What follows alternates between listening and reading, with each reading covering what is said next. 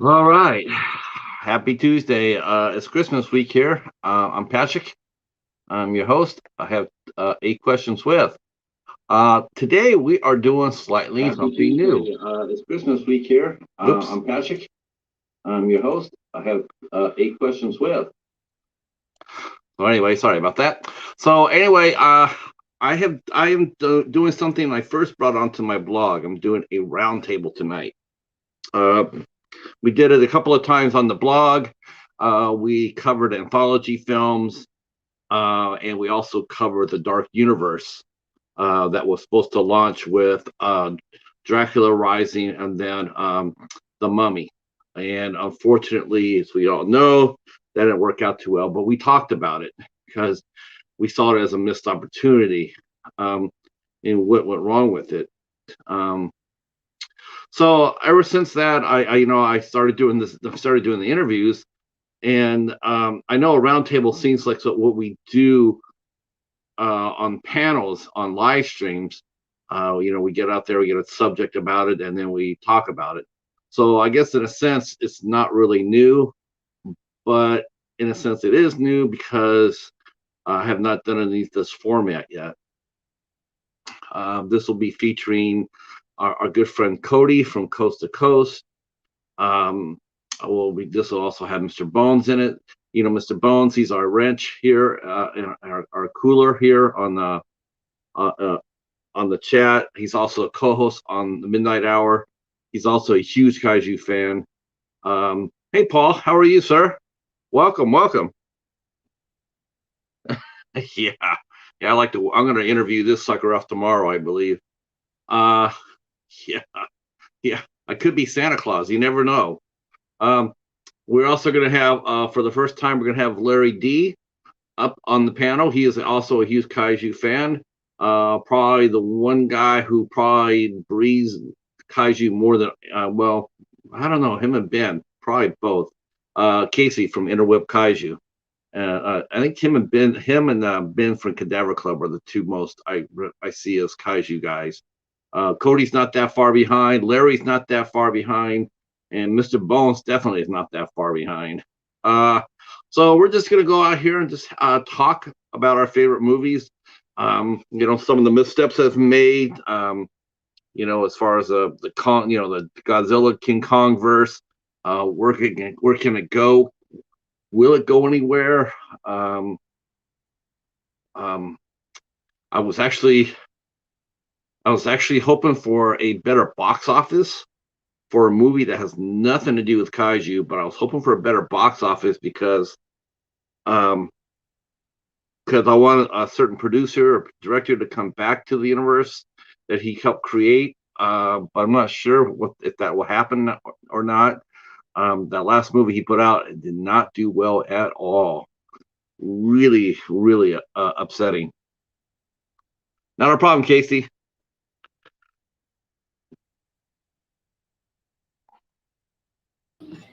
Welcome, Larry D. Welcome to the madness. That is 8 questions left. How are we doing? Good, good, good. I was actually thinking about you today. I was watching this YouTuber guy named Brady Brandwood, and Okay. he rescued a lobster from a store. He Oh, got himself. I didn't see the video, but I did see the header about it. I didn't watch it. I think that is the coolest thing. Yeah. Uh, it's really interesting is that of course you think as soon as you see the lobster, you're instantly thinking of Iriba, the giant lobster from Godzilla Raids Again. So Right. you immediately think about that, which made me laugh. Um, Uh, but yeah, he rescued a damn lobster, and the lobster is extremely intelligent. oh yeah. And he's very smart. Mm-hmm. And yeah, I was really everybody. For this guy, I think he hit a gold mine. Mm-hmm. Um, he's got a lobster, and everybody's tuning in. Says, do I do or do I do a update?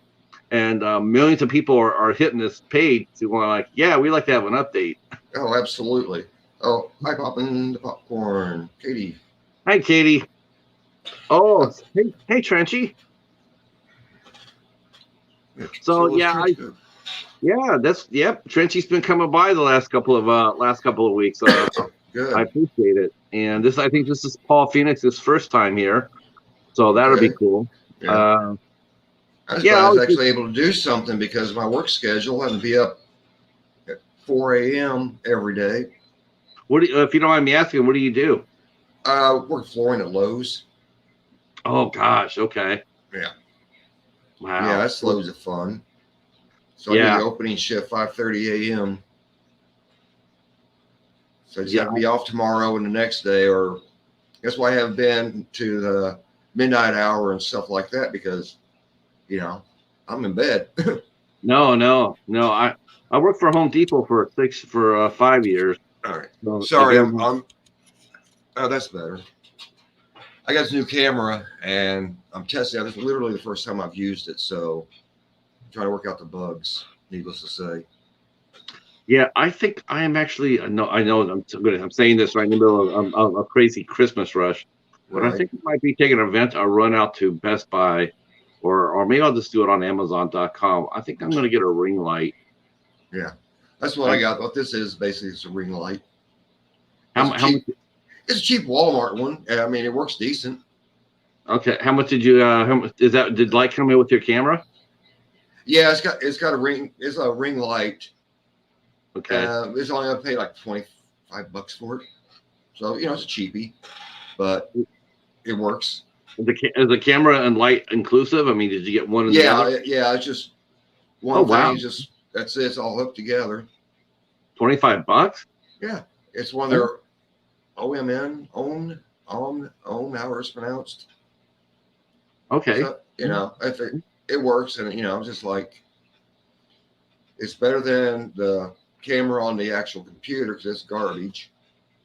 I'd look like I was in a snowstorm if I was using that. Yeah, I have a small lamp here that I use for mine, and Interwebkaiju wants you to send him the link. Yeah. Oh yeah, I can send it to you on Facebook. Give me 1 second here.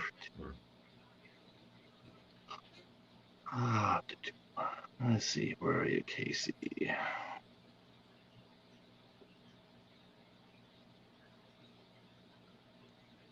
All right.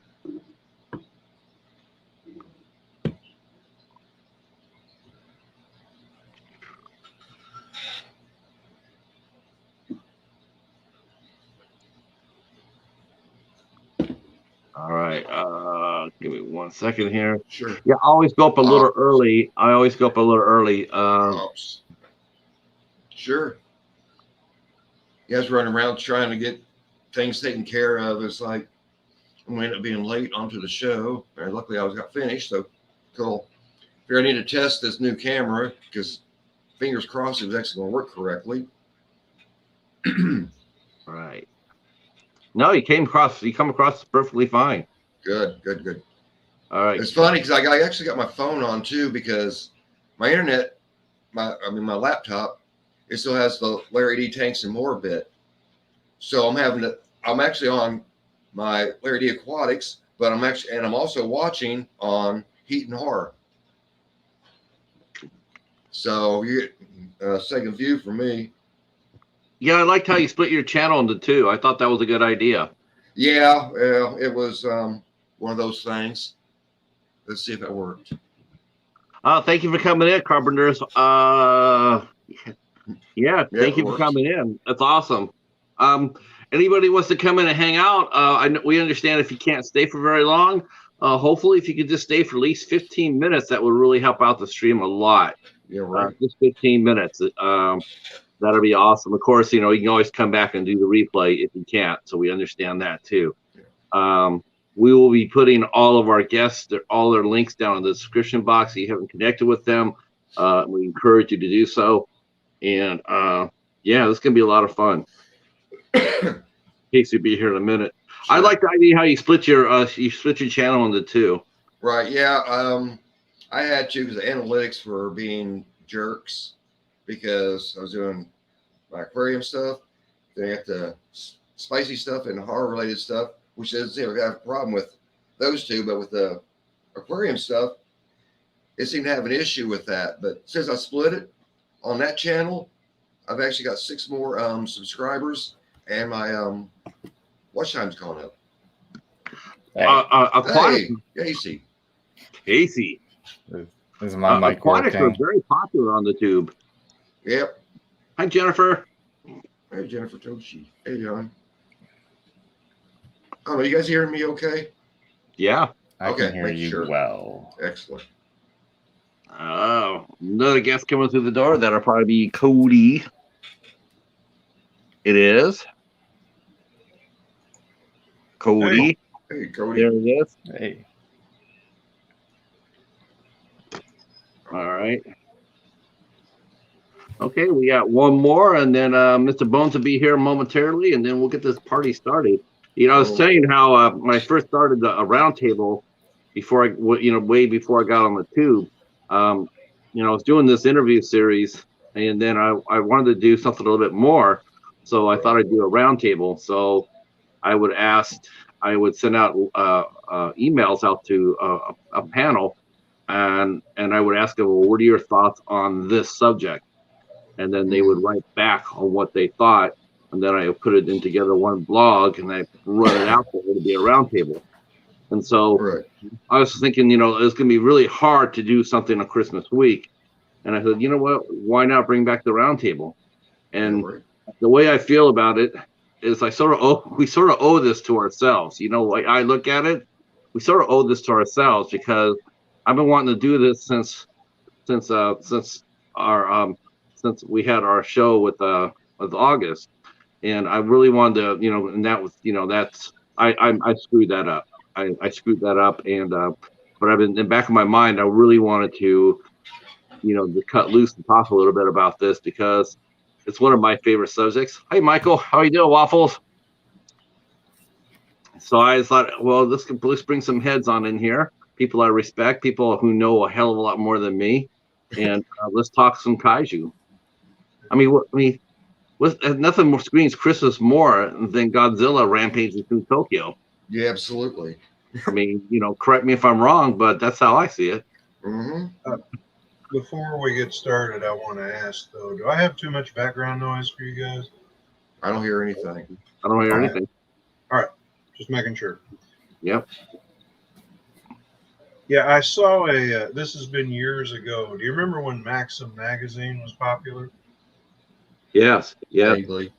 Kind of like the Walmart safe version of Playboy, almost. Right. And they had a list of like the 50 greatest men of all time, like toughest men. I think Clint Eastwood, John Wayne were the top 2, but Godzilla scored number 3. Wow. And the reason he was number 3 was they said it took us 4 years to beat Japan. It took Godzilla 90 minutes. There you go. I like it. That's about right. That's good. That's about right. So I guess to get the ball rolling. I know Bones will be here momentarily, but so how old were you guys? What is your first memory? What was the first creature feature or monster movie you guys saw when you guys were all growing up? What was the one movie that you saw that's just like, holy cow, this is really cool? Creature from Black Lagoon. I think it was the very first monster movie I actually seen. Like, so, I'm thinking like giant monster movie. Giant monster movie, something. Yeah. Something. It's for me. It's got to be Earth versus the Spider was an early one for me. Watching with my dad on late night horror show. Kind of. We had Sammy Terry here. I don't know if you know Sammy Terry. Yeah, I'm from Indiana. I grew up with Sammy Terry. All right. Yeah, we watched Sammy Terry. I saw Earth versus the Spider with my dad. That's an early memory, and then certainly King Kong versus Godzilla. Dad had that on VHS, and we watched it quite often as a kid. I remember watching the first King Kong quite a bit. They used to run that out there, and and sometimes it's just, you could tell that they used to run it quite a bit, but then they slowly started playing it less. I think it had to do with more of their copies sort of deteriorating than more than anything else. Right. This is back before. This is back way before they could do restorations. Yeah, Dad played that one a lot too because we got a VCR, 81, 82, somewhere in that time frame. And then he would record these things and we'd watch them again. So yeah, King Kong played often too, and Mighty Joe Young. Oh yeah. You know, I only saw Mighty Joe Young once, the classic. Then I saw that they did a remake of it with I want to say it was Bill Paxton and Charlize Theron. Yeah. Maybe Bill Pullman. I know it's one of those two. That was actually pretty entertaining. I thought they did a fine job with that. We were talking about what movie. What was like the first movie we saw from Creature Features, like Kaiju or anything else like that, Mr. Bone?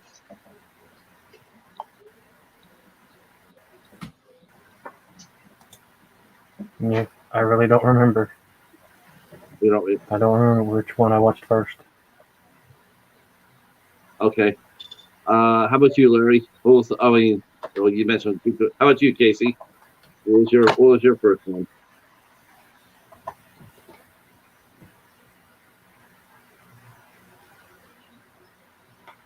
Casey, can you hear us?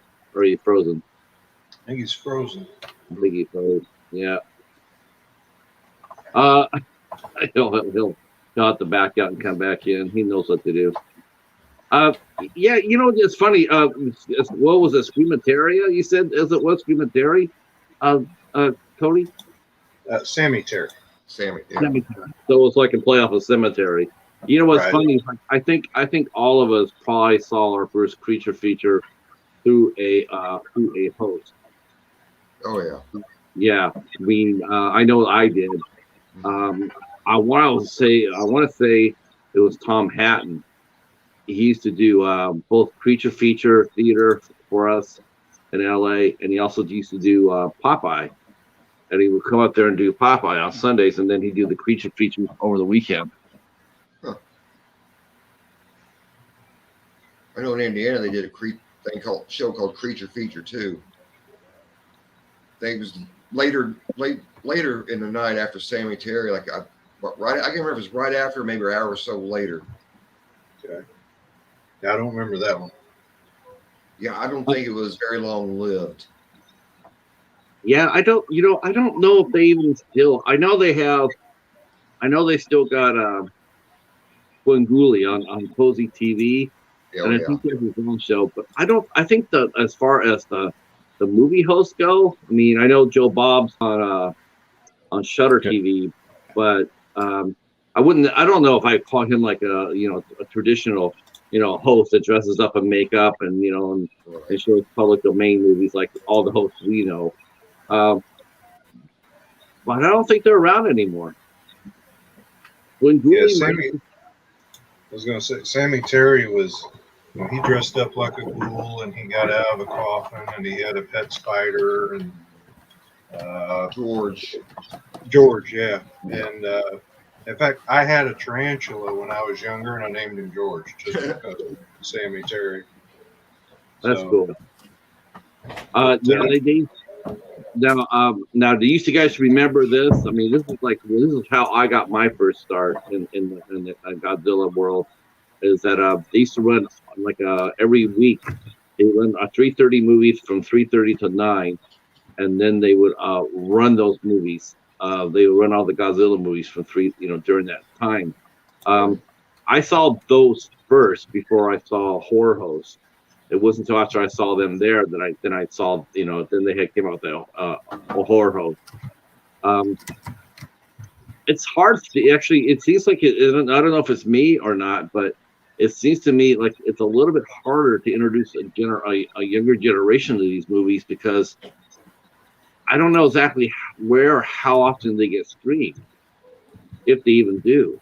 Yeah, I know with my kids, my nieces, my nephews, all that, if you introduce it to them early on, I mean, early, they enjoy it. If you wait till later, they're going to tell you it's dumb.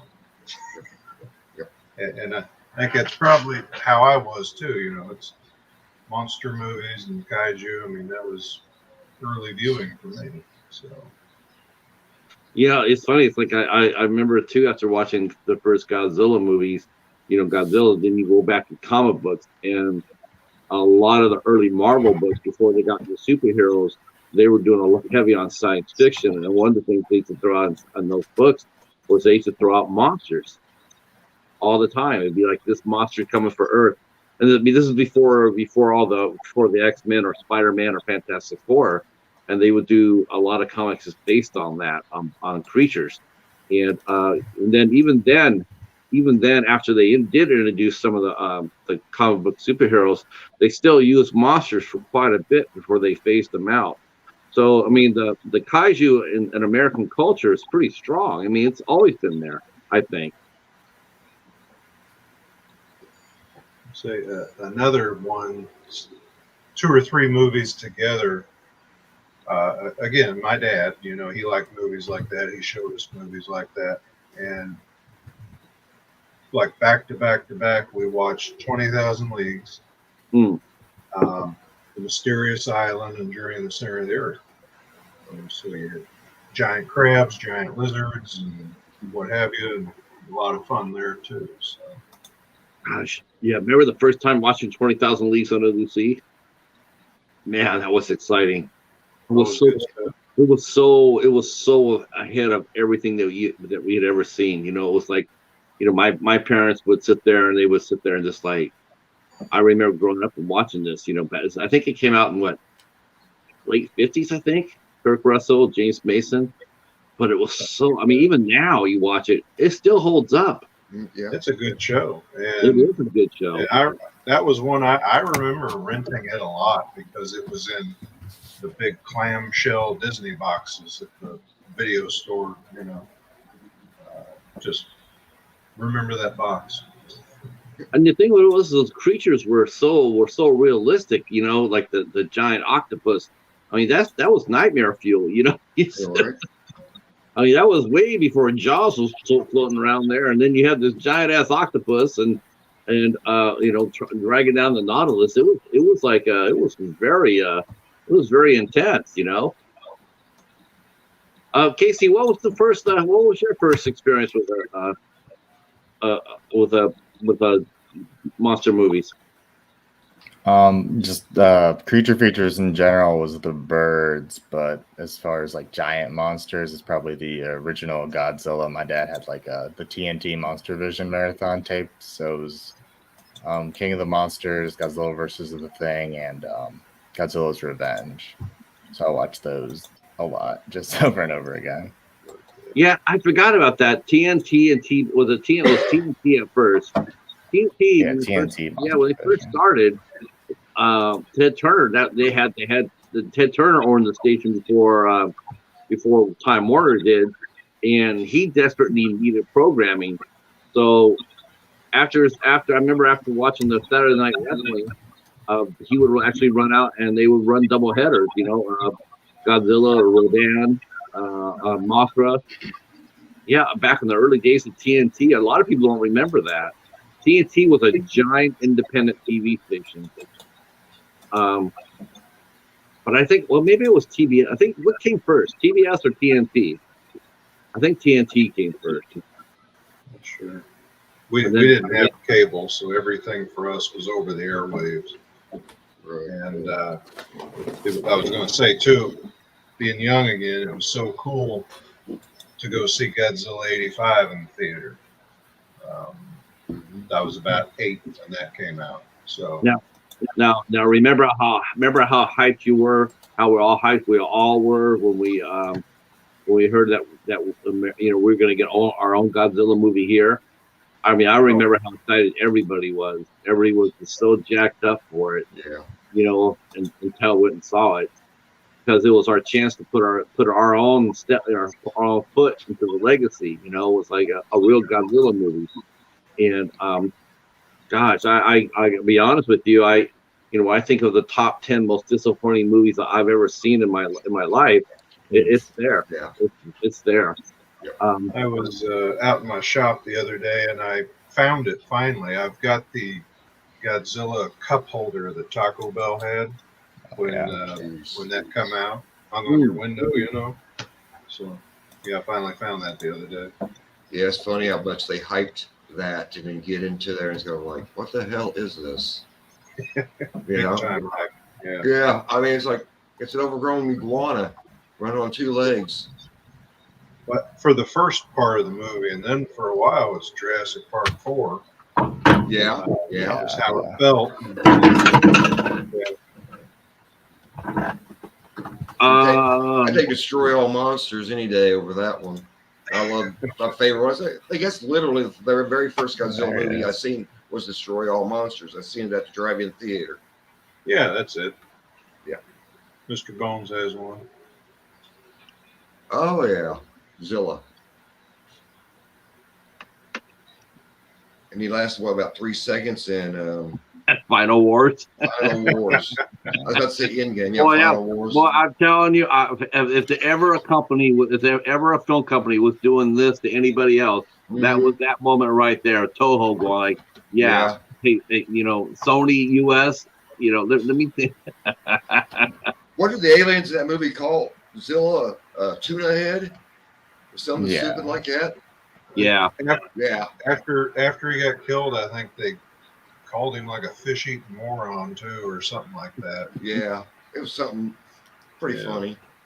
Yeah, that was like the most singular, most fun moment I think in I don't know in Godzilla's history. That one moment right there when he just like destroyed Zilla, and it was just like everybody was sitting there going, "Hell yes!" It was like about time. But what's funny too? You get to watch. You started watching the Godzilla movies, and then you started. The success of them. Like to me, the second movie that I remember seeing after Godzilla was Rodan. Rodan came out in the 1956. A couple of years after the first Godzilla came out, and was a box office hit. So Rodan came out. Now, even back then, we all talked about origin movies, how hard they are. That really sort of held to Rodan too, because Rodan was a lot of fun, but it wasn't as nearly as captivating for me watching it as Godzilla was. Right. I don't think he fought anybody in his first movie. I think all he fought was the Japanese army. Yeah. Yeah, there's two of them, and they don't fight each other. Me and Casey were talking about the Japanese, as far as the Japanese army, and we're saying that the two worst roles you could get cast in a Godzilla movie is either a tank commander or F-86 jet fighter pilot, because those are the red shirts. You were going to die if you were, okay, we're going to give you a tank and we're going to give you a jet. Yeah. You're basically dead. Yeah, it was just like, every time here they come. And the thing that is, they're always using American jets because, they didn't have any of their own at the time. So here comes those F-86s and they're getting tossed, they get them blown out of the sky. It was sort of funny watching that. I think Japan had a little bit of fun doing it too. After Godzilla became a hit, Japanese television, they wanted to get on the action too. So what was it called? Seven? I think it's called the network called Seven, and they contacted the creator of Godzilla, and they asked him to come and do a show for them. And that's how he came over there and jump started Ultraman. He said he would do it. He said he would do it if they bought him as a piece of equipment that he needed, this camera he wanted, but it was really just like a $30,000 camera. And he said, well, if you give me that camera, I'll come over and do your series. And they bought him the camera. They went out and bought him the camera. and then the first Ultraman series came out. But did you know that the first Ultraman series did not feature Ultraman? Featured No. Godzilla. No, didn't feature Godzilla either. The first episode has a Godzilla suit in it. Right, yeah, It's just yeah. got the frills on it. Yeah. The first series they ran out was Ultra Q, and it was more of an anthology series than it was anything else. It had a little group of reporters and a photographer and his best buddy and everything else, and they would go to all these different places and to take on these different threats to the world. And Toho let them use several of the different monsters in the monster suit. So yes, the very first Ultra Q, it did feature Godzilla and the Godzilla Roar, which was interesting. I've got the Ultraman set that Best Buy had, but I didn't pick up the Ultra Cube. Didn't know about the Ultra Cube. I remember the Ultraman. I always ran home as a kid to watch that because it came on pretty much like half hour after school let out. So I ran home every day to watch that. Yeah, I remember going to my friend's house a couple of times, but it came on it came on the low end of the independent stations with the weakest signal. So you would sit there and it would have fuzzy lines running through it, and then the TV would roll, and it was hard because back then we're working with rabbit ears and you're trying to keep it in focus. But yeah, I saw a few of those, not too many, but I do remember seeing the monsters in there and thinking, you recognize the Godzilla War and you go like, oh my gosh, this is Godzilla movie. But then you see the monster and it wasn't Godzilla and you go like, what's going on here? What did you think of? What do you think is the strongest period for Godzilla for you guys? I mean, what era of Godzilla was your favorite? I'll go with Larry and then Casey, Bones, and then Larry, Cody, Bones, and Casey. What's your favorite era, Larry? I'm going to have to say between the 60s and 70s because those are like the first ones I've seen. Because, like Destroy All Monsters, Godzilla versus the Smog Monster, and such. So they're the ones that made the biggest impression on me that really got me moving forward with it. Mine's also the Showa movies. I think the first bunch, aside from Raids Again, they're all very solid, even if like the later ones are also some of the worst in the series. The really good ones at the beginning, I think, pull the whole era up for me. How about you, Cody? Showa for me as well, just because it's what I grew up on. I like the Heisei movies, the Millennium movies. They're good, but I always gotta go Showa. How about you, Bone? Yeah, it's what I was going to ask these guys that know more about that because I'm not good at remembering. The ones where he's newer looking and more badass, is that the Heisei era or Showa? Heisei or the Millennium. Heisei, he's kind of. What would you say, Casey? Heisei, he's kind of more plump, and the Heisei ones are mainly the 90s movies, and the Millenniums are like the 2000s, and most of the Millenniums he's got like big old purple spikes, like they're very angular and pointy.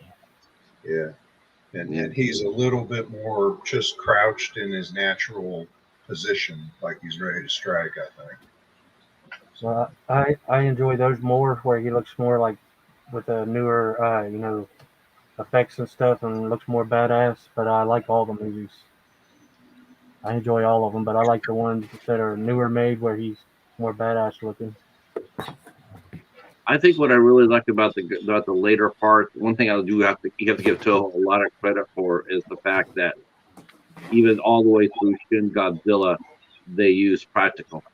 And that's something that's just really, really rare, and something that they should definitely be congratulated for, because they could have went CGI, but I think they knew that if they did, I think they really did realize that if they did that, they could probably lose their franchise. I mean, I do think people will just tune off from that.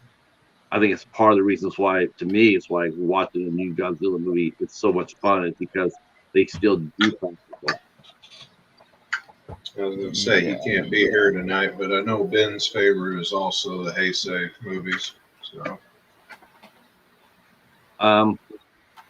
So what do you think though as Godzilla? I mean, me and Casey we were watching Godzilla versus Megalon the other week, and there was an era when Godzilla was the hero, and I know a lot of people they rather see him as a menacing threat, but there was something really endearing seeing Godzilla as a friend of mankind. What about you guys? You guys are you guys for angry Godzilla, or are you guys for friendly Godzilla? I was like, for both. I do like him as the hero, though.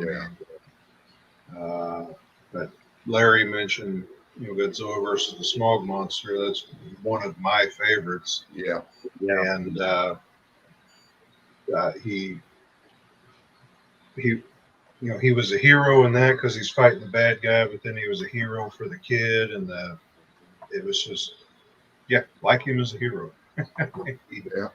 Man, Godzilla versus the Smog Monster. If you think about that, that was probably, I don't know. To me, it was the most aggressive of the Godzilla movies. I mean, it was more violent.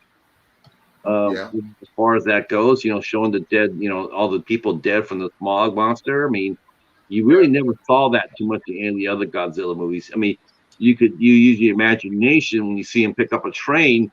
He's just gonna have some raisinets.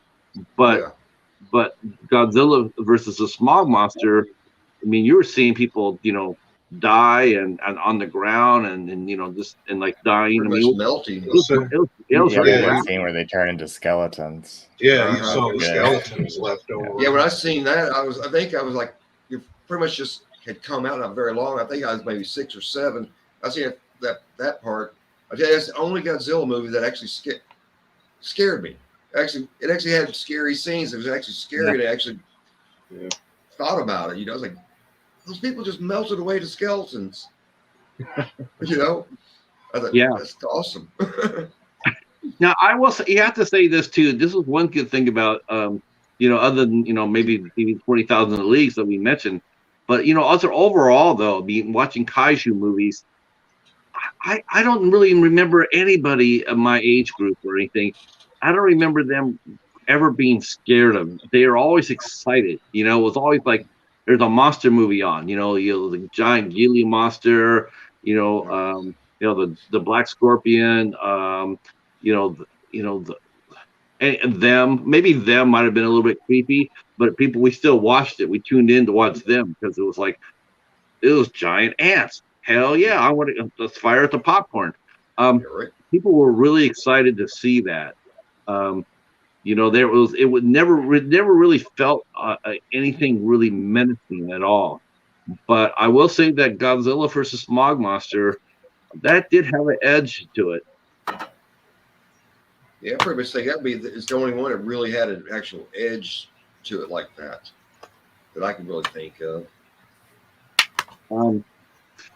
So we got to talk about some of the other monsters. I mean, who was your favorite Godzilla co-star?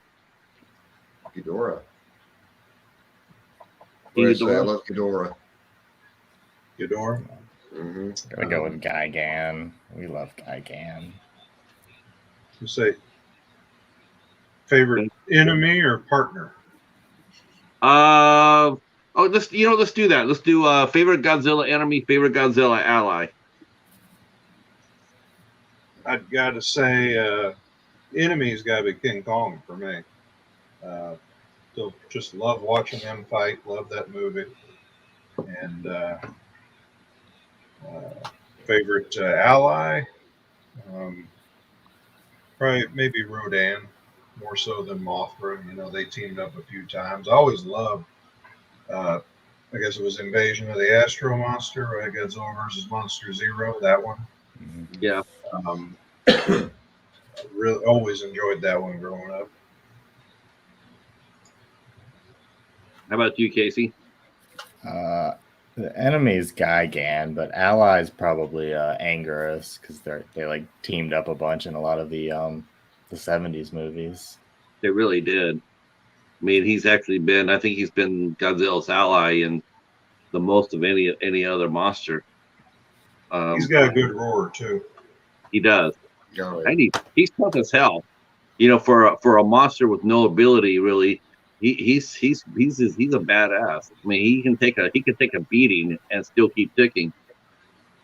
Though they did imply though that the first Angarius was not always the original one, because I do think that there was one movie where he did get killed, and they just said that the other one was an offshoot. But he was pretty badass. How about you, Bones? Favorite Godzilla enemy and favorite Godzilla ally? Yeah, ally, I'm going to say also Anguirus or Jet Jaguar, and this is my favorite enemy. That's a good Lante, one. that's a good one. That Violente. Yeah, it's an awesome creature. Oh yes, yeah. Um, yeah, I would have to go with Larry. I think my favorite Godzilla enemy is King Ghidorah, and but my favorite ally is definitely Jet Jaguar. Um, totally bummed out by some of these monsters. I mean, they came out. I mean, there's a lot of one-shotters. You know, there's a lot of monsters that came out for one appearance, and then they use stock footage to flesh them out. I think Gigan was a really good monster. They should have used him a little bit more. Megalon wasn't too bad. Um, Megalon, you just didn't know. He really got the impression that he really didn't know what he was doing. He just woke up from a long ass nap, and he didn't know what the hell he was doing. That was the first VHS I bought myself. Like, well, I won't say I bought it myself. My mom let me buy it when I was a kid, and it was like $2.96 at Murphy's. You know, one of those kind of VHS. Right.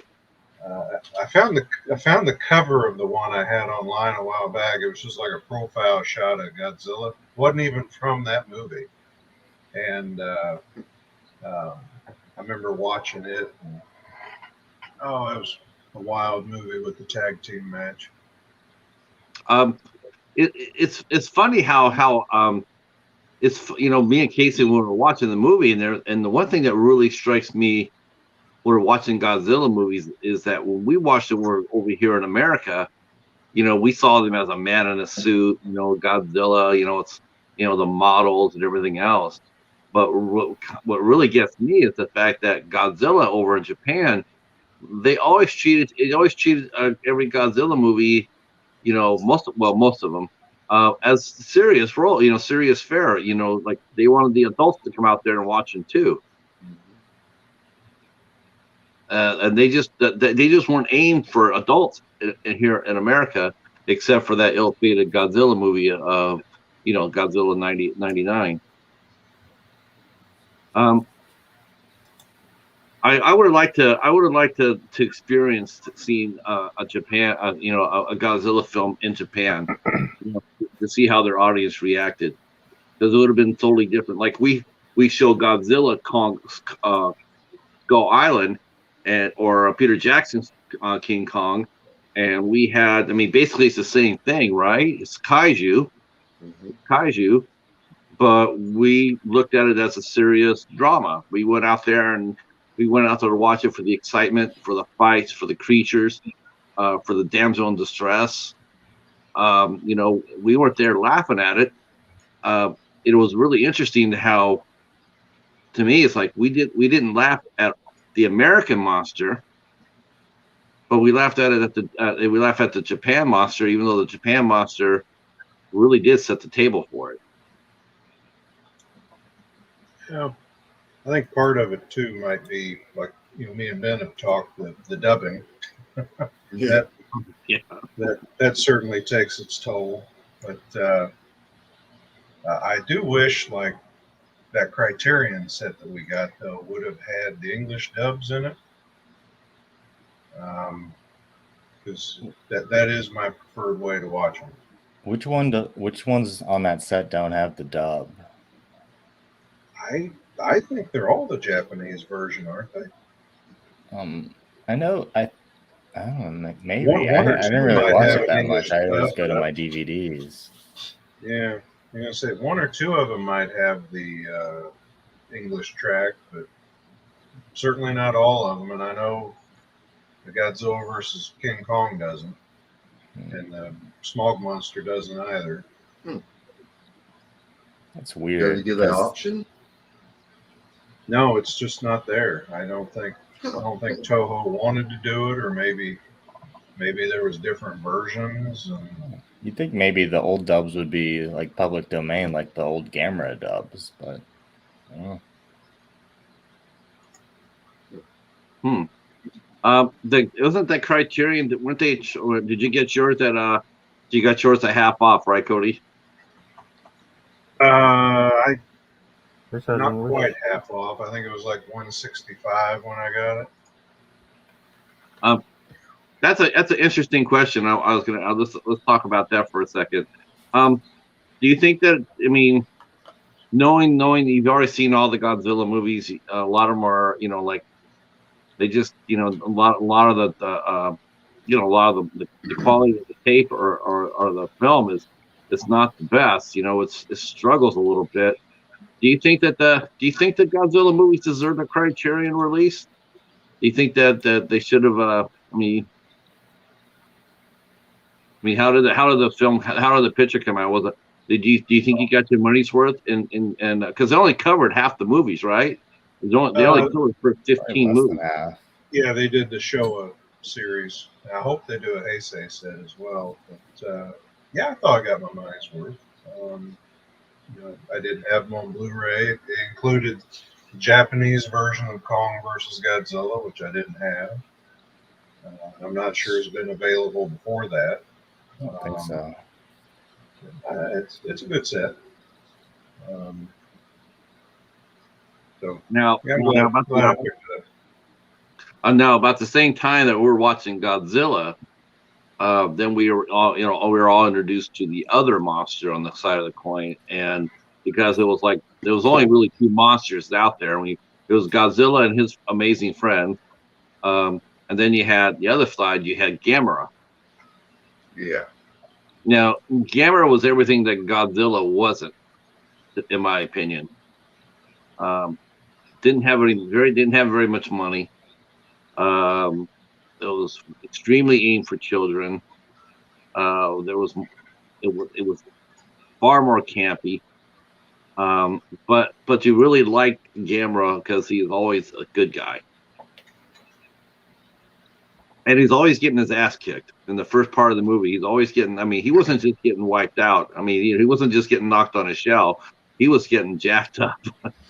Yeah, and he bled too, is what Bled I a always lot. thought was kind of crazy compared to the Godzilla movie. Yeah, that actually is a really surprising thing too, considering how they aimed it for kids. Gamera was the kid.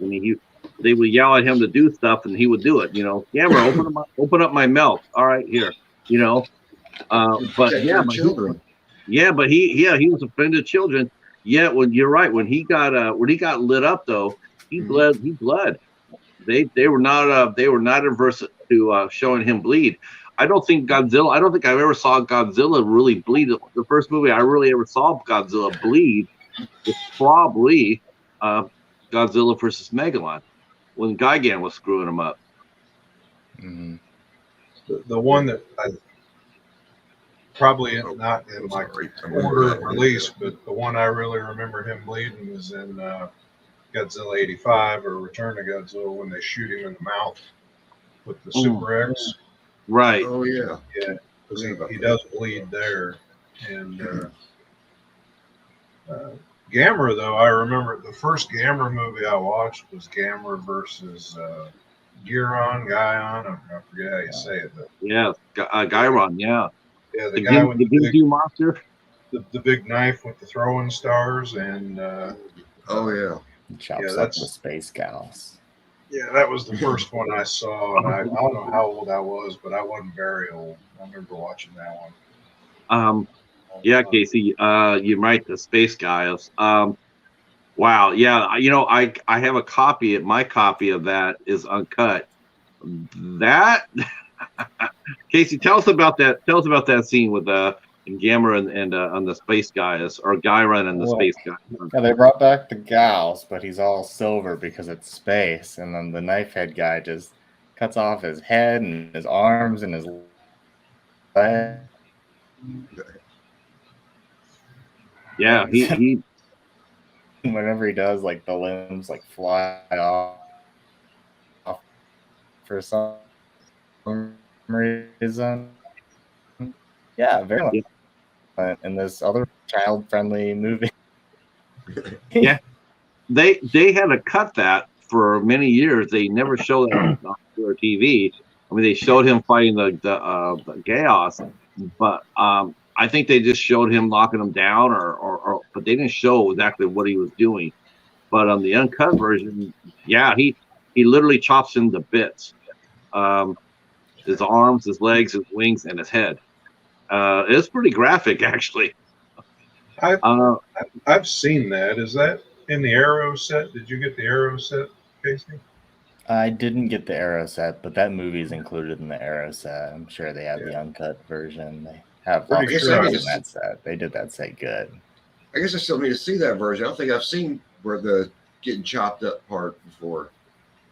I've seen the movie, but I don't remember seeing that part. No, they cut it from the from all the versions I had, and then a few years ago, they were selling them. They were selling these movies, double features. They were selling them like for $1 at Walmart. Yeah. And so I picked one up for $1, and then I watched it, and I was like, okay, this is like a childhood memory. And then I'm watching it, and then I come to that scene, and I'm going like, oh, I don't remember that at all. I had like a 8-pack of Gamera movies, and then the 3-pack newer trilogy.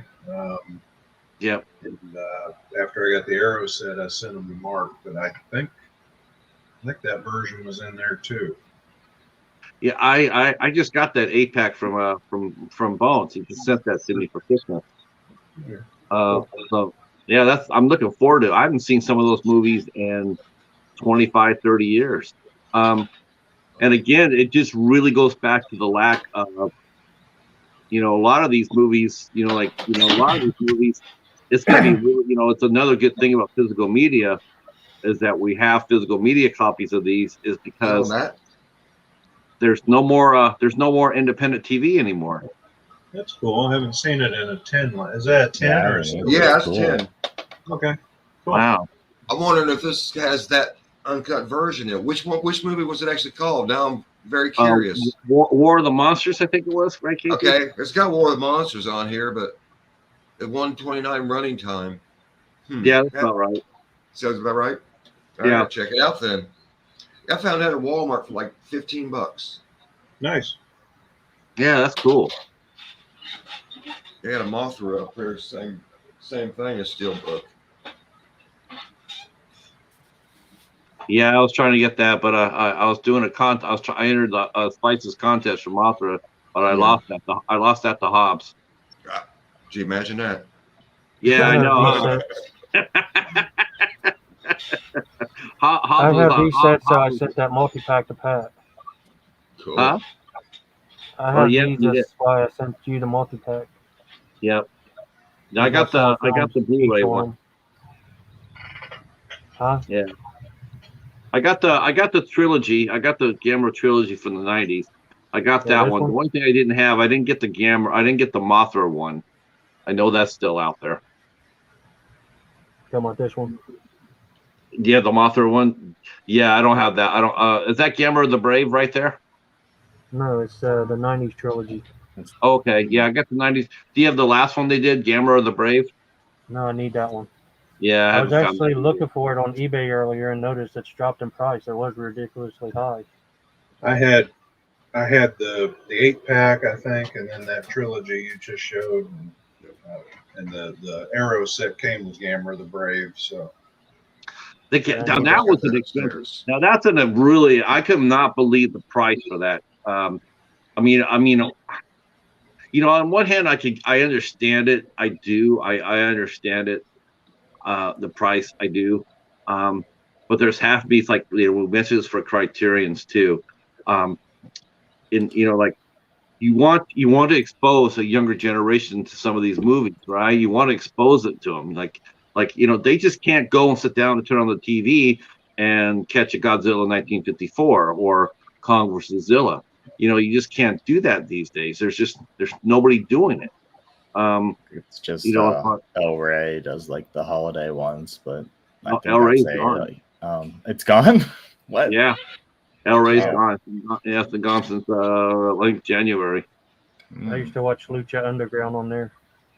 Yeah, it's gone. The geeks don't care about the kids watching anything. No.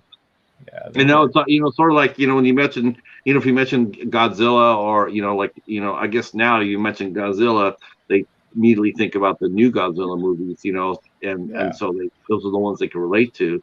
But if you sit there and say, have you seen Godzilla versus King Kong or Godzilla versus Gigan? I mean, most of the people, even young adults, are going to just look at you like, no, they never seen it. They never been exposed to it.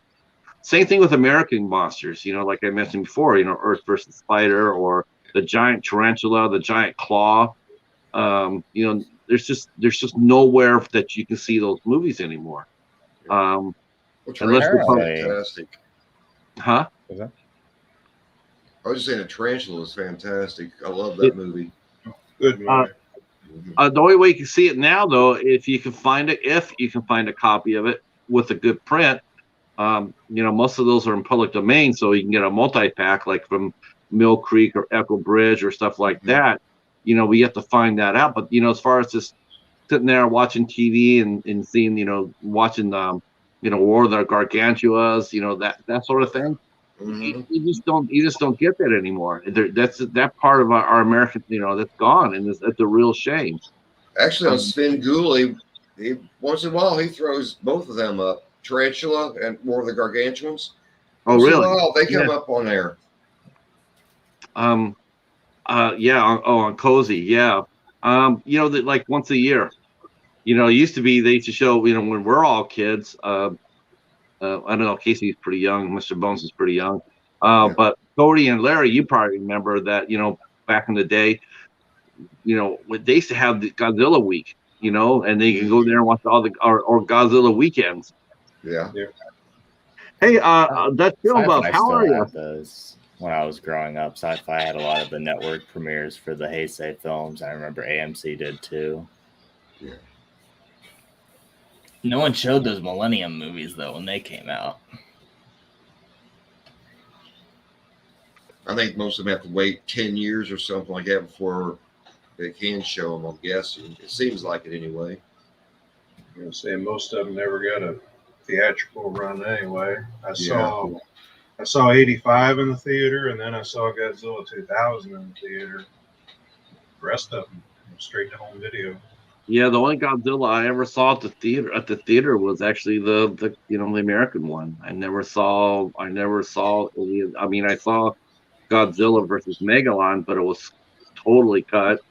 And I saw that on NBC, but the rest of the Godzilla movies I always saw on independent TV stations. Or later on, they would, once in a while they would show, they would have Godzilla Day, Godzilla Day on a cable station. But as far as the theatrical release, nothing.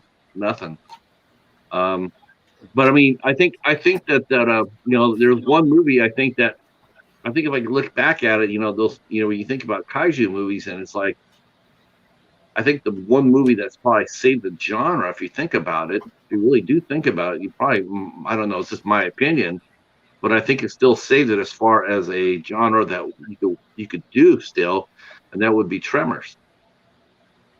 Because, those were kaiju as well. They're giant creatures, and, and everybody really loved that movie, and they came out and supported it, they weren't laughing at it. I mean, they weren't, like, oh, that's so phony and that looks weak and that's a man in the suit. I mean, they were watching it for what it was. It was a really fun adventure. Yeah. And I think that helped save, that helped keep it as a legitimate genre that studios could come back and revisit if they took a chance. King Kong. I mean, Peter Jackson's King Kong came out 2005. That did really well. I think that was a really good movie, and I know a lot of people thought it was a little too long, but I didn't. It just flew by. I did see the King Kong 1976 version. I did see that in the theater when it came out. Yeah. The only thing I can say about that was Jessica Lange never looked better. I hadn't watched that in a while when I bought the Scream Factory, and I did have to kind of joke that about 40% of that movie is just Jeff Bridges screaming no. Yeah. Mm-hmm. I remember but I do like the movie. Remember And Jones I came like out with it. all these glasses. Yeah. From that movie. I think we had them, every one of them at one time. I've got I got one. 2 of the Burger Chef ones. I think that was the restaurant they're from. Oh, I think they're you're the right. same I ones think it is Cody Burger has. Chef, not McDonald's. It's Burger Chef. You mentioned about having Yeah. a night. Yeah. Yep, And that's this it. one, he's fighting the snake on the one I got, Uh-huh. and it doesn't have the restaurant name on it. Pat, do you know how to enlarge him so we can see that? Yeah, let's see if I can do that. My large and Cody. It just all it does on the back. It says the Dino De Laurentiis Corporation, limited edition. That enlarged you. He enlarged himself. Oh. Hey, I don't know what I'm doing here. So give me how do I enlarge you, Cody? There ought to be a button in the corner of the screen you see with me in it. Hold on if I do that.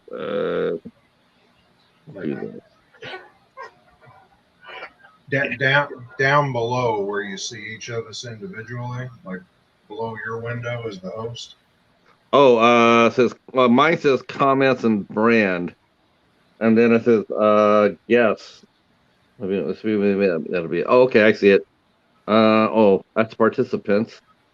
See, if I hit you, if I hit your name, will that blow you up? I think you got to click on my On the image square itself. below. Solo layout. Okay. There you go. There we go. There he is. There you are. Uh, Him fighting with a big snake, and of course you can't read the back, but says King Kong's got the chains. Was that That's at the really restaurant cool. like the year it came out or the year the movie came out? wow. Year it came out. I found this at a flea market. Oh, That's really cool. Yeah, I've never seen that before. Yeah, for some reason I That's thought a really it was Burger King, but I'm not sure. The only restaurant I ever saw do that, did it with Warner Brother cartoon characters was In-N-Out Burger back in the day.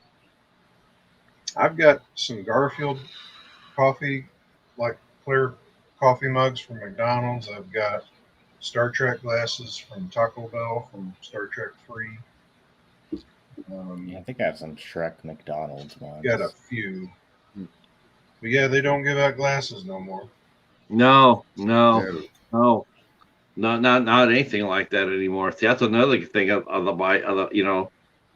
You can't even tell it to your kids. Like it used to be. Like we used to collect the like I said, we used to collect the glasses from In-N-Out. They used to be 49 cents, and that included the drink in it. Yeah, it says here Burger Chef. Burger Chef. Yeah. If you look up King Kong glasses, it comes up, and there's 3 of them. One that has got basically the cover art where he's on the tower fighting the planes. The one I have. And then another one that looks like he's I can't trains, see in right? the picture. Maybe got a train running into him. Yeah, I think that's the one I have.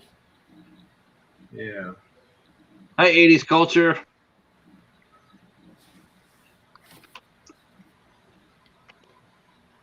My best flea market find was a few months ago. This lady had this, I think it's called giant size Godzilla from Jack's Pacific. It's like 24 inches tall, and she only asked $20 for it. And Right on. I came home and looked it up, and people are on eBay asking $400 for it. Dang. Wow. I mean, you guys collect a lot more than I do for sure. That's. Do you guys still actively look for monster collections, like not just Godzilla collections, but anything else? I mean, do you ever collect if you saw like a VHS tape of some of the '50s classics, would you go ahead and get them, or figures? I mean, is that something that is there Figures, yeah. is there a vibrant market for that, or is that dying out too? Probably not vibrant, but um, yeah, if it's a movie I like, certainly I'd look at it or pick it up. So I mean, like I said, I mean, the monster movie itself, as we know it. I mean, what was the last American movie? I mean, we had Peter Jackson's King Kong, and then after that, as far as kaiju movies, I mean, as far as we know, as far as live Cloverfield. action goes, I don't think the only thing I think after that then it was what, Pacific Rim. No, Cloverfield. Cloverfield. Probably. Oh, Cloverfield. Yes, Cloverfield. What an interesting concept that was. I mean, you didn't know if you were watching a kaiju film or were you watching Outer Limits. I love Cloverfield. I've said before, I hate the first Cloverfield movie. Yeah, I didn't like it either. I walked out of the theater like, wow, there's an hour and a half of my life I'm never going to get back. Yeah. Were you frustrated because everything happened at night, or was it because we didn't really see a really good look at the monster? It's just in general that was shot on a cell phone, The check, shaky basically. Yeah. And I can deal with shaky cam, but shaky Any of you guys cam like in the this one? dark when you're running is just a blur. I'd like to see something. I think the fleas that are falling off of him was more interesting than the Cloverfield monster itself. Yeah. Now You later, guys though, like this one? I really like Cloverfield Paradox. I really like 10 Cloverfield. I haven't Lane. actually seen that. Favorite's 10 Cloverfield Lane out of those three. That was Yeah. good. I've got Cloverfield Lane upstairs. I've yet to watch it though. It's good. I think Paradox gets more hate than it deserves. I don't know why everyone hates that movie. It's fine, I enjoyed it. I watched it over the course of like 3 days, jogging on the treadmill at the gym. Mm-hmm. When I But thought, I enjoyed it. if you look back at it though, if you look back at the monster, does it not seem, honestly, even though we're being told it's aliens, but honestly, does it not look like something from Pacific Rim? Or did Pacific Rim pattern They their copied. monsters? Yeah, they Actually, if you patterned their monsters after Cloverfield.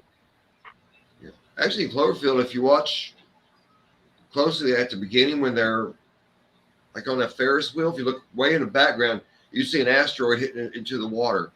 And that's supposed to be like the egg. Because it's supposed to be like a baby. And that's why in Paradox, it's what, 100 feet above the cloud level or something like that? Yeah, for Right. a second. And in 10 Cloverfield Lane, they're spaceships. Really? That's a different monster, yeah. Yeah, that was different. I mean, that was the 10 Cloverfield Lane had the vibe of an Outer Limits story to it, especially that ending. It was more of an Outer Limits type, it wasn't really like typical kaiju type movie. It was very much science fiction-y. Not to say that Godzillas aren't. I mean, they are, but I mean, you just didn't get the same vibe. Once you saw spaceships on there, it sort of takes out of it being a kaiju movie. But yes, I thought going back and watching Cloverfield, I definitely thought that Del Toro definitely borrowed Cloverfield's monsters, at least some of the basic shapes of them. And you guys all know I love Pacific Rim quite a bit. It's one of my favorite movies. But I will say that one of the weaknesses I had with the movie was the kaijus that they fought were so nondescript, and they had such generic names. I mean, there was no Whitehead. yes, Otachi or Leatherback. leather. Yeah, I mean, it's like, come on, you gotta do better than that. I mean, you gave you gave every Jaeger a cool ass name. Every Jaeger on Pacific Throne World has a kick ass name, but the monsters, this is half the reason why you go to monster movies to see the monsters, they were surprisingly and shockingly very generic. Yeah, you don't get a lot of time with them, so it's easy to forget them. Well, you know why Del Toro made that movie, right? No. It was a big FU to the movie studios because he was actually making that The Mountains of Madness, and they scrubbed it because they didn't want to pay for an R-rated movie. So he made that R-rated movie, and they didn't have a problem with it. It was really stupid. Yes, that's my understanding of it. Is what he did. It was basically you'd be flipping them the bird by making that movie. Still considering he got a PG-13 rating, I guess he didn't fall that hard. I loved it. I thought it was it was so cool because it brought in, it tied into the animation part of because we haven't talked about that yet, but it tied into the animation. Animation is where kaiju films, for me, really just takes off. I mean, you really think about that. You had the Voltron, you had G-Force, you had Gundam Wing, you had just so many different Japanese anime films that featured giant monsters. Ultraman's still going strong in Japan today. Mm-hmm. Still very popular. They roll out coming out the Host. The Host. Was asking if we like that one. Yeah.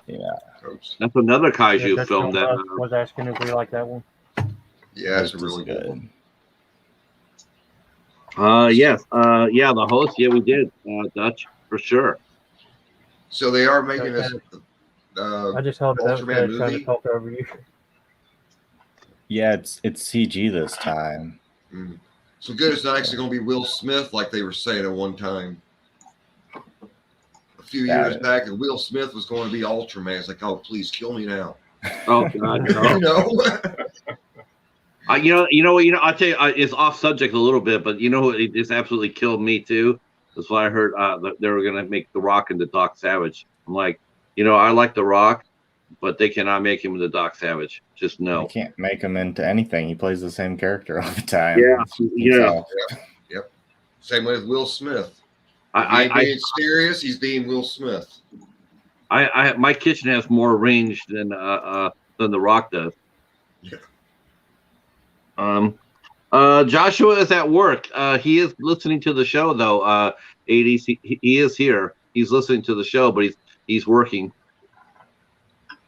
But I hear if you say his name 5 times, he'll come. You have to offer a box of dodos. Yeah, throw 5 donuts up. He'll come for that. So do you think for sure though? Well, one thing is the one movie I guess I will say that I had the most problem with. I mean, as far as watching it go, and just absolutely everybody has that one movie they just can't stand. For one reason or the other. And for me, oh my gosh, Skull Island. I just absolutely cannot. I hated that. I just thought I just didn't think they did a very good job by it. I like most of it except for Samuel L. Jackson thinking he can beat up a giant monkey. That's a bit much. But the rest of it I liked. Yeah. You know what really bothers me when they come out in movies like that and they take chances like that. Maybe they take a chance with that, or maybe they think they can be cavalier about it. But what really scares me as a kaiju fan, as a giant monster movie fan, is that if they fuck it up, we're not going to get another shot. We're not going to get okay, well, yeah, I lost money, so we're going to go ahead and we'll come back and try it again. Or I got a better idea. Let's make this type. Most of the kaiju movies, you get it right the first time, or you risk not getting it right until the next generation comes.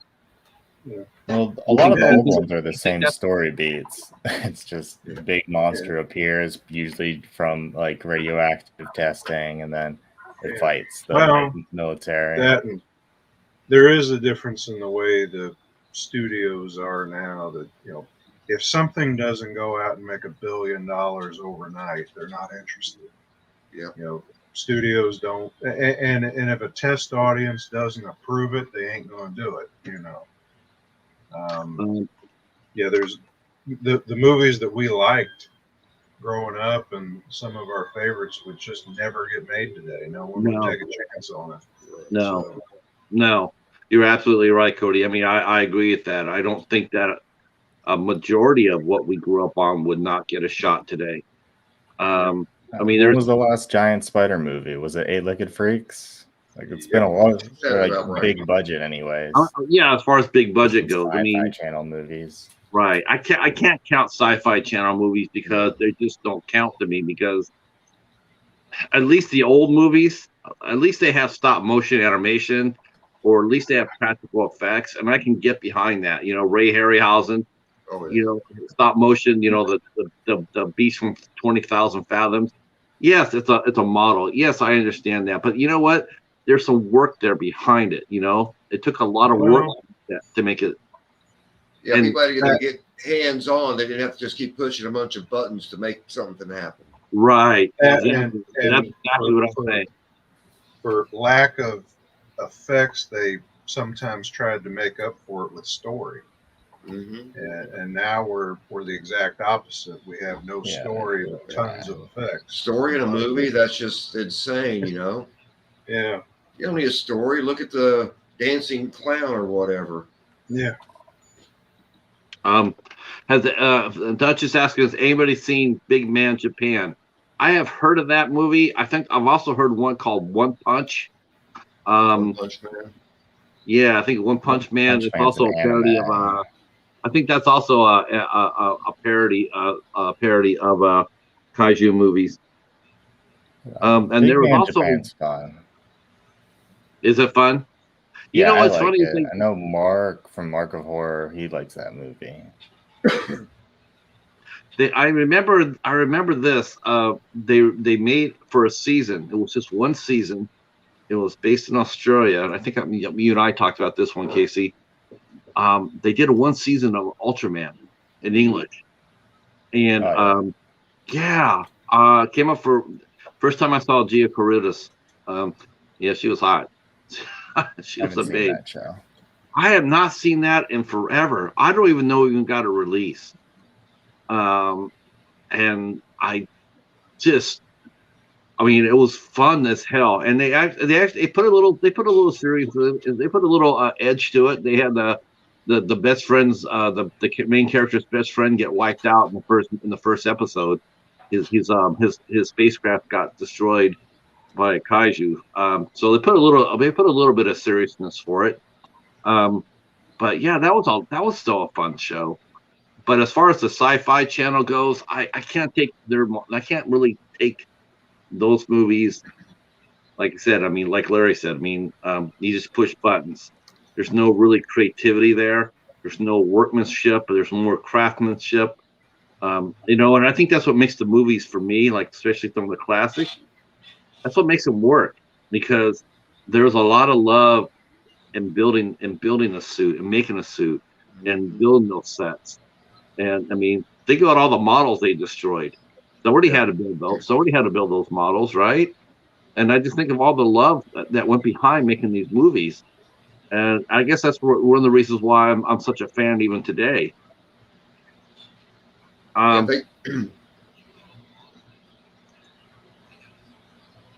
was say, think about all the miniature buildings that were destroyed in Godzilla. I mean, craftsman had to make all them buildings all those times and have them destroyed, set on fire, and everything. Yeah, it's a labor of love. Mm-hmm. It's one of the things that as both film lovers and collectors, I think that we can appreciate. I'm just it's just I really like to impress upon like you guys are a lot like us. We go around the community. We see. What's the last time we saw somebody in their early 20s break down and talk about old monster movies? I've been on the tube for over a year now, and I haven't seen anybody really talk about it, except for us. I mean, I know Say tube's a Casey big done. place. I know the tube's a big Oh, place, and I'm sure if I typed in, I might find, but I don't find anybody recently talking about it. Not within the last year and a half. There's like a group of like younger people that won't even watch a black and white movie, Patrick. It's crazy. Yeah.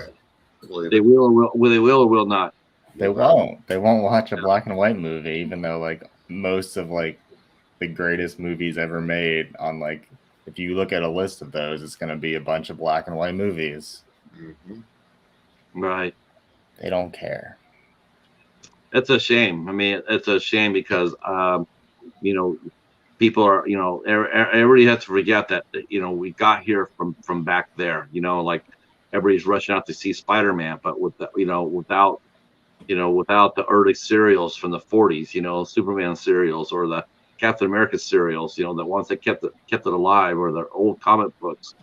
There is none of what they're seeing today. I guess it's just trying to keep the past alive for me. I really enjoy. That's why I really enjoy talking to you guys a lot. And Ben and Dan with horror, is that not only you guys watch the movies, but you collect the figures and all the different the different things. Casey will watch anything that has a kaiju in it, which I really like. I really do. I mean, he saw I've Zillafoot. watched all the good ones, so now now I'm like, oh, I haven't seen this. Let me check it out. And it's usually bad, but Yeah. I'll give it a shot. I mean, look. I mean, let's just go. Let's just talk about the sci-fi thing for a minute. Would you watch a bad sci-fi movie versus not having it at all? I mean, some of them are fun, Like I think the first Sharknado's fun. I like Big Ass Spider was fun, but most of them are boring and with bad effects. That's their problem. Yeah. But it's fun to watch them and look for that, diamond in the rough. That's what I always thought was, go and rent back in the day. Go and rent 5 movies, and maybe you had one good one out of the 5. That was part of the fun. Which 3 movies would you, if someone came up to you and said, I want to watch some monster movies, which 3 movies would you recommend to them? We'll start with you, Larry. Which 3? We'll start them out. I guess you want to start them out gentle. So you do something like, say, Creature in Black Lagoon, and take them and show them like Tarantula, build them up, and then show them one of the better Godzillas, like say Destroy All Monsters. There's 3. Get a nice start. Build them up to it so that get their attention. Right. Yeah. How about you, Cody? Thinking along those lines, I'd probably like to show them and Tarantula, and then maybe King Kong versus Godzilla. How about you, Bones? You're up. What age is the person that's asking for recommendations? Because if it's like a young person from today, then I'd probably recommend the newer movies that are coming out today. They wouldn't watch the old shit. Well, they're Recommend asking. So you would keep it, you play it safe and just recommend the newer movies. Yeah, if it's like someone born like 2-3 years ago, I'd have to go with the new ones that are coming out now, or they wouldn't watch the old stuff. It's just that really comes down to, just like I said, I guess I don't have a streaming services, so I could be totally way off on that as far as like people not getting the opportunity to watch Godzilla movies. I don't know any services that's like there's no monster streaming services. There's no like all monsters all day. And There I was don't. a lot of them on Amazon Prime a little while back. I don't know if they still are. I think all the Criterion ones are on HBO Max right now. Clash of the Titans is one of my favorite old movies. Yeah. Clash of the Titans, the original. Yeah. Clash of the Titans. Yeah. The old So one. good. The ones. Yeah. There was a nice period there in the '60s. Were with the Ray Harryhausen models. Those movies were a lot of fun. But those are Yeah. Sinbads. Yeah. The All three Sinbad, of them. Jason and the Argonauts. Yeah. Yeah. That's Yeah. my favorite Harryhausen. Mysterious Island. That's my favorite of the Harryhausen movies. Um. 1 million year BC. 1 million years beat. Oh, of course. Hell Welsh. Oh, but I that would poster, prob- yeah, that poster sold 1 million. Yeah. Patrick, That was Is that the Valley of Guanji? Is that the one? Oh, Valley Valley of of Guanji's the Guanji, cowboy yeah. one, yeah. I love that one. It's a good one. I watched 3-4 weeks ago. I watched Caveman with Ringo Starr. Oh god. Oh, as goofy as that movie is, I still love it. But Mhm. it had some stop motion dinosaurs in it though. So And and that scene was Planet, when they got the dinosaur high. yeah, and Planet of the Dinosaurs is one I've always liked too, where they spaceship crash lands and they fight Right. dinosaurs on another planet. Yeah. Goofy, lame, yeah. low, bad Yeah. acting. Yeah. Well, was that like Planet of the Prehistoric Women? Yeah. Right. The puppet dinosaur flying through the air. It was basically like a kite, I should say. Yeah, those were a lot of fun. Uh-huh. You asked earlier though, Patrick. I forgot I was going to say. I just remembered. You asked about whether or not we find a toy of like a '50s monster if we would get it. About a year ago, I found I think it was X Gigantic or whatever that makes the Godzilla figures. X Plus. X Plus, 12 or 14-inch tall, War of the Colossal Beast with him Yeah. holding the bus over his head. Right. Yeah, I've got that in the living room. So, that's a good one. what Yuri, is that he's holding up? Is that the Kraken? what? What is that he's holding up? The colossal man. No, Is it's that Ymir from Ymir. Miles from Ymir, Earth? that's it. yeah. I'll be right back, guys. But yeah, if I see like a figure of something that I've never seen a figure of before, I normally pick it up. Like I bought that giant claw figure because I've never even heard of a giant claw figure, so I had to pick that one up. I did not know that.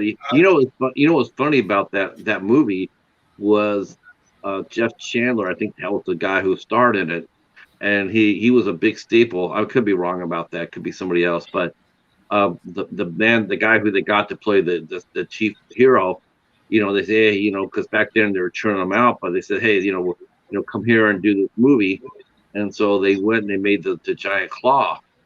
Well, he did his part and then he left, but he didn't get a chance to see the finished product. Yeah, was And he so, mad? they showed it in his hometown. He lived in Iowa, somewhere in Iowa, so they're going to premiere in his hometown. So he came out, and he was proud of it because it's a new movie that he's in, and it's going to be a creature feature, but they were all the rage back then, so he was going to be in for a good time, and he came in and he sat down in the front row, and then the giant clock popped up, and the crowd was just done. They were just dead. They were dead. They were laughing their asses off so bad, and he was so embarrassed by the movie, and rightfully so. He actually asked for help to sneak out of the theater because he was supposed to stick around afterwards to sign autographs and talk about the movie. But he bailed before the movie was over with because he was so damn embarrassed. Don't blame him. I don't blame him either. That movie there is just like, wow. I mean, even excusing that it was the 50s, you still had to have some limitations of how bad your monster looked. Right. That's a guilty pleasure though. Mm-hmm. Definitely guilty pleasure. The giant claw. Yeah. Oh my gosh! And how many of our stars actually cut their teeth on monster movies, on kaiju movies? Raymond Burr did Godzilla. Yeah. There was another young man who did it. I know who it was. He was a nice looking young actor, and unfortunately he didn't. He overdosed. but he did a series called. James Arness was in the thing, and them, Yeah. and James Whitmore was in it. James Arness was in them. Yeah. What? Yep. Yeah, he was like He was in them, and he is also the creature in on the first thing. Yeah, I know. I knew that. I did not realize he was in them. Huh. Yeah, that's that's something else. I'm trying to figure out the actor that, because he did a kaiju film, and I'm trying to remember his name. What, do you remember the movie? I will once I remember him. There's Nick Adams was in that. Yeah, that's who it is. Astro Nick Monster. Yeah, that's who it was. Nick Adams. Yeah, he was an American that popped up in one. No, Raven Burr, and he popped up in one. They're trying to add an American audience to the movies for them to be accepted internationally wise. Emily Gwynn, yep.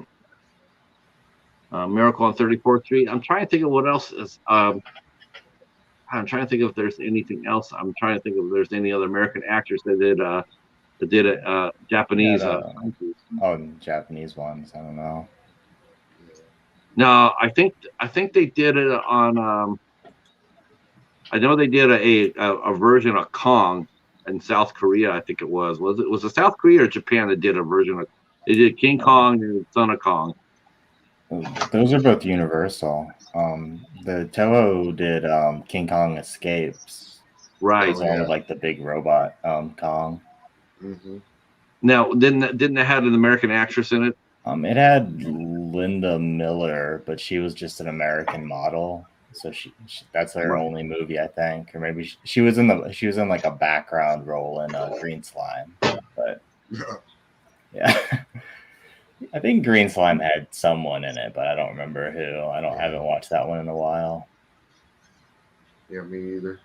But yeah, Nick Adams was in Astro Monster, and he was also in, I think, Frankenstein Conquers the World. I think Russ Tamblyn was in War of the Graduate. Okay, so that means Nick Adams was in Frankenstein Conquers the World. Now, Russ Tamblyn was. It's funny we're mentioning Russ Tamblyn because he was one of the stars of West Side Story from the '60s. Okay. Wow, talk about a circle.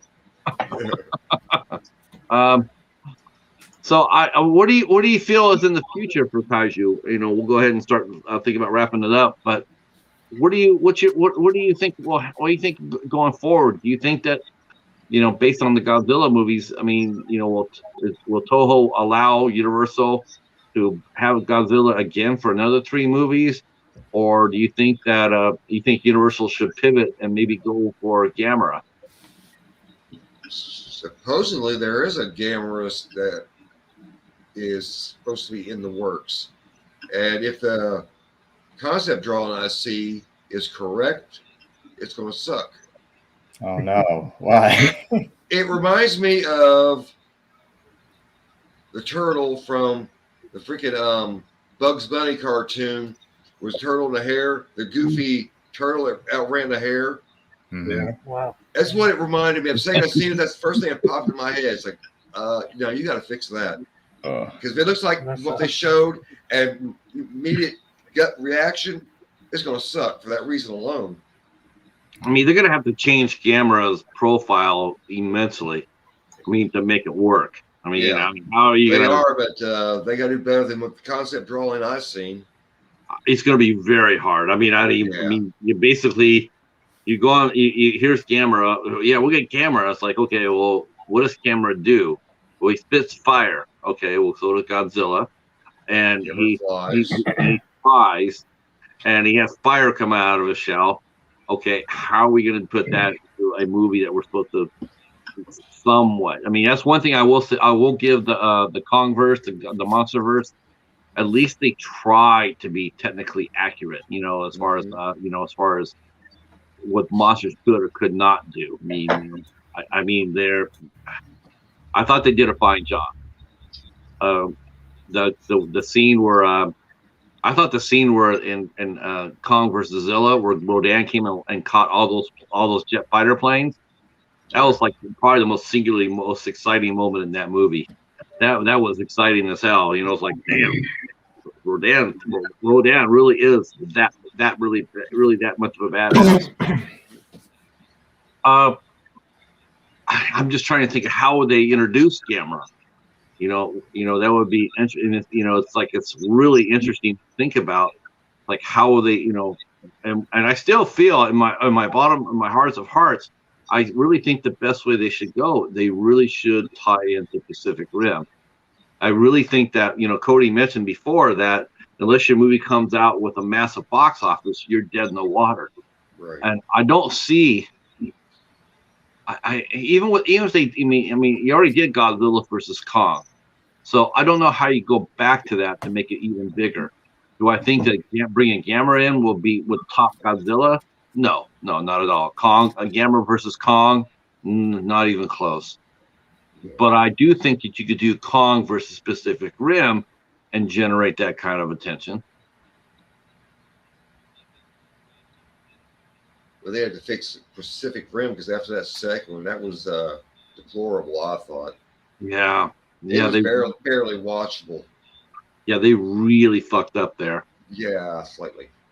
I really, it would have been better off for them for the whole entire series if they would not have used any of the old other actors from the first one. If they had just used fresh faces from the second one, you could wipe that one from the canon and bring into the third one to bring back the original characters, or at least not kill them off. Yeah, that was. Yeah, that was just. I mean, the only thing you could do, the only thing you can sit there and say that they did right was, at least they didn't kill Raleigh Beckett. I mean, so there's room there. There's room there. There's room. They didn't have Max Mantini in, so or Clifton Collins Jr. They didn't bring back their characters or Ron Perlman's character. So you have some wiggle room there, but they have to move fast because the window's closing, as far as I'm concerned. Yeah, I'm not the biggest fan of Pacific Rim, but if they get Del Toro to come back, people will be excited and they'll go out and see it. If you just want to talk about box office numbers, Now, believe it or not, that's why I was really disappointed. I'm really disappointed in the fact that Nightmare Alley. I was watching Nightmare Alley for a different reason. I wasn't really watching it for the movie. I was really watching it for the box office. I wanted to see if Del Toro's movie could really generate. Could it be a hit? Could it do well? A lot of the theaters got rid of showings to show more Spider-Man. Yeah, I saw that. That's horrible. It's horrible news. But why not? I would do the same thing if I was a theater owner. But it's just really, really bad for Del Toro because even though he has a certain amount of cachet, Hollywood's all about what have you done for me lately? It's like, but I gave you this, I gave you that, I did this, and it's like, yeah, but you gave me Nightmare Alley, which is taking a beating. I was hoping that it would do really, really well, and then he would get back into it and maybe maybe come back and revisit Pacific Rim, because I do think that the timing's there for it. It really sucks though that that's how it works for Hollywood. It's like they don't really give anybody you don't have much wiggle room, even if you're a director like Del Toro. Final thoughts, gentlemen. I mean, what do you hope to see in the future? Say 2 years. What's one movie you would like to see made in the next 2 years?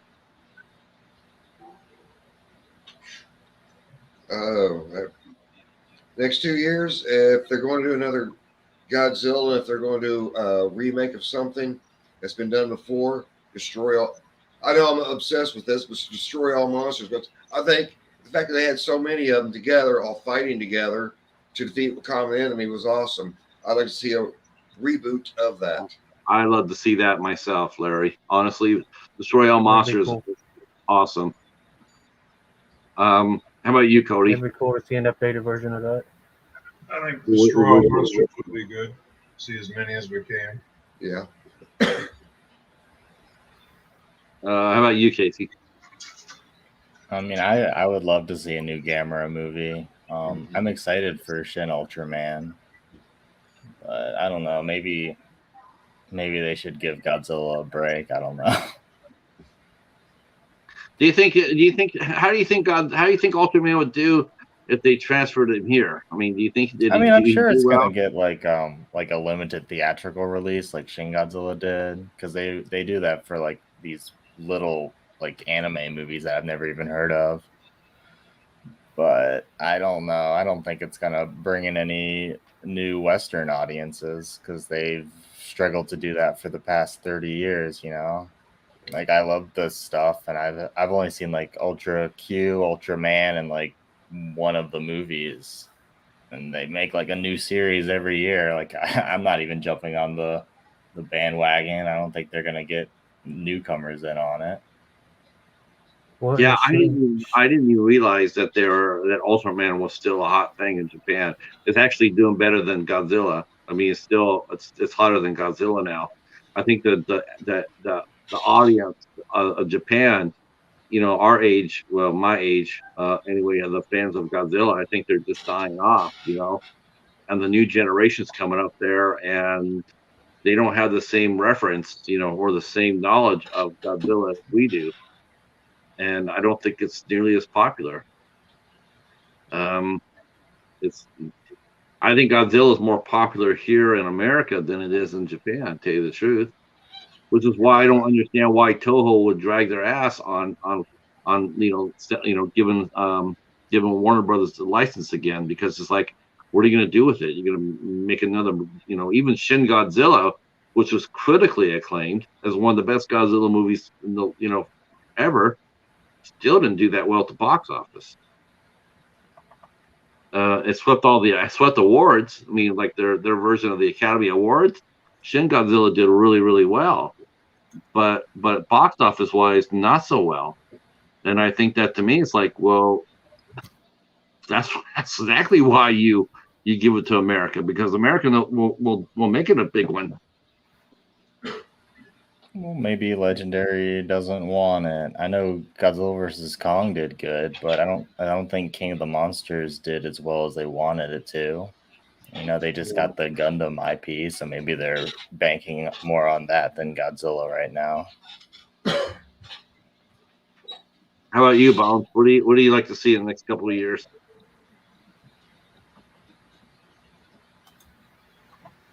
I would like to see an updated new take on Gamera with him looking cool and not like a Looney Tune, like Larry said. And anything from the legendary MonsterVerse, and maybe a crossover with Pacific Rim. And I was trying to ask Casey what Shin Ultraman is. Are you familiar with Ultraman, the character? Yeah, I've seen some of it. Okay. It's just a reboot of the series, but it's CG.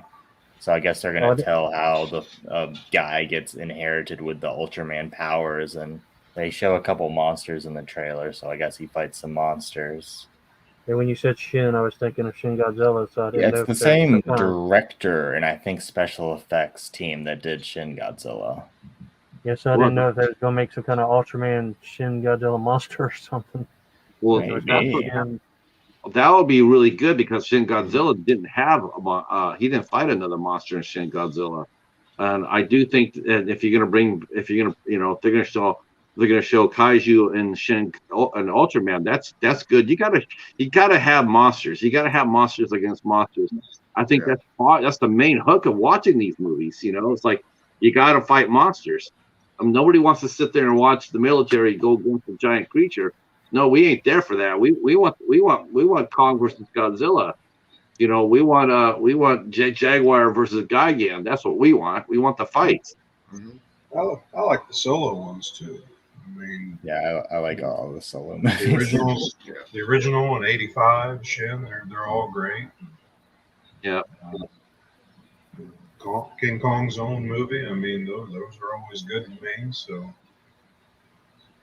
You know, I could watch him climb the Empire State Building again Yeah, if they want to remake it again. yeah. I'd like to see him. You know, it's funny they showed the poster for Godzilla versus Megalon showed them battling on top of the World Trade Center, and I'm thinking Yeah. I'd like to see them do that poster now with fighting on one tower, one World Trade Center, because I think the width is like the size of a needlehead, like a pinhead. Fight over that. Gentlemen, it's been an honor to have you guys here. I hope you enjoyed yourselves. Yeah. I really love this concept. I hope you liked it. Thanks for inviting me. Yeah, I want to do it Santa again. Joe. I'll figure out we'll figure out another subject, and then we'll bring you guys. Everybody come back. Sure. I love Got it. a Santa Zilla. Okay, here. Oh, this is special guest monster. I promise you guys. Yeah. There's Guy Gan. So, is that Gamera? Well, no, I got a little Godzilla. Oh, okay. Godzilla next thing I had. Every time I look at this guy again, the one thing that comes to me, honestly, I'm looking at this guy again. I'm going like, I think this guy went to the world of Phantasm and got shrank down. Yeah. Is that me or is that DC? He just got squashed. All right. Well, thank you to the chat for hanging out with us. That was awesome. That'll be the end of the show for tonight. And let's see, me and Bones will be back on Sunday night for midnight hour. Cody will be on the Coast to Coast Saturday nights at 9:15. Larry D is Heat and Horror. And if you'd like to see good horror movies with some spicy food, you definitely need to tune into him. Yeah, I got some stuff I'm working on. I can't wait to see it. I really can't. And I'm probably going to have you come on as a solo guest too, Larry, because Sure. like I said, aquatics are huge, and I just like to talk to you about your fish. Okay. Yeah. I switch gears. And Casey, what do you got coming up on your channel? Are you still doing? You're still doing viewer the appreciation month? subscriber stuff, and I'm not going to be able to finish it this month. But I think this week, maybe a Wild Eye Wednesday tomorrow, and then Christmas movies Thursday and Friday, and then I'll probably just chill out for a little bit. Blame you. I don't blame you either. Christmas movies are fun. I put out a review of a Christmas movie out already, and I didn't get clowned on. I thought for sure people were going to be poking fun at me, but they didn't. So thank you for that. All right, everybody. I'll see you next week, next Tuesday, for film composer Marciano Solino. He's going to be our first film composer on the show. So he will go into detail what makes a movie score and how it affects a movie and rise and elevate it. So that will be next Tuesday at 8 o'clock. And hopefully I'll see some of you here. Thanks again and good night. Good night, everybody. See you. Take care.